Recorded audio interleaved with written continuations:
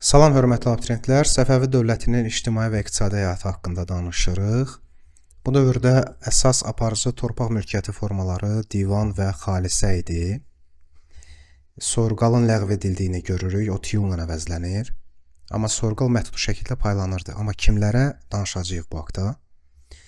Torpaq mülkiyyəti formaları demək olar eynidir. Divan dövlət torpaqlarıdır, xas hökmdar, şah və onun ailəsinə məxsus torpaqlardır. Soyurqal ləğv edilsə də, hərbi xidmət müqabilində verilən torpaq kimi ləğv edilsə də, məşhur seyidlərə, dərvişlərə, elm xadimlərinə məhdud şəkildə verilirdi. Tiyul hərbi xidmətə görə verilən şərti torpaq mülkiyyəti idi. Mülk feodallara məxsus irsi torpaqlar idi. Vəqf, məscid və ruhanilərə məxsus torpaqlar idi. İcma da və yaxud cəmaat da kənd icmasına məxsus olan torpaqlar idi. Vergilərin sayı 35-dən yuxarı idi. Təhmasibin dövründə tamğanın ləğv edildiyini görürük 1565-ci ildə. Uzun Həsən bunu ləğv eləmək istəyir, amma eləyə bilmir.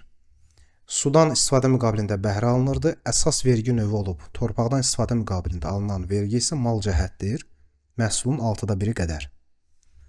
Feodal zümrəsi hərbi əyanlar, ali şiə ruhanilər və yerli əyanlardan ibarət idi.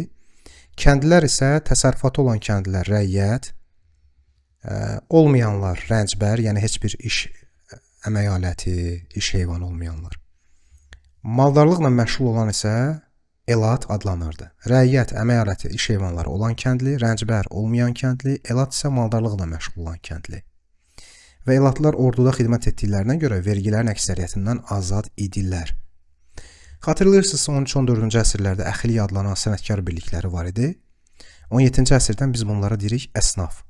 Şəhərlərdə tacirlər arasında sağlam rəqabətə nəzarət edən isə məlikə tüccarlar idi. 16-17-ci əsrlərdə Azərbaycan şəhərləri, Ərdəbil şəhəri Səfəvlərin dini, siyasi mərkəzi və müqəddəs şəhəri idi. Çünki Dədə-baba şəhəridir də Ərdəbil Səfəvlərin. Təbriz Azərbaycanın ən böyük, Səfəvlərin ikinci şəhəri hesab edilirdi və buna diqqət eləyək, hakimləri baş komandan sayılırdı. Ərəş Cənubi Qafqazın ən böyük bəyçilik mərkəzi idi 16-cı əsrdə. Şirvanın iqtisadi siyasi mərkəzi və Şirvan bəyləri bəyliyinin mərkəzi Şamaxı şəhəri idi.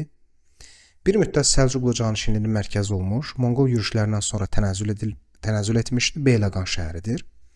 15-ci əsrə qədər Azərbaycanın ən böyük liman şəhəri Dərbənddir, həmçinin o kətan və pambıq parça istehsalı ilə məşhur idi. Səfəvi dövlətinin Xəzər dənizində əsas liman şəhəri 15-ci əsrdən artıq üstünlük Bakıya keçir və Səfəvilər dövründə də əsas liman şəhəri Bakı şəhəri olur. Səfəvi Osmanlı müharibələri dövründə bir neçə dəfə dağıdılan, yəni o yandırılmış torpaq, böyük sürgün siyasətinin qurbanı olan şəhərlərdən biridir Naxçıvan və Şah Abbas onun əhalisini İrana köçürmüşdü. Səlcuqlu canişinliyi və Qarabağ bəylərbəliyinin mərkəzi olan Gəncə şəhəri isə xristian və İslam dünyası arasında strateji qala hesab olunan şəhər idi.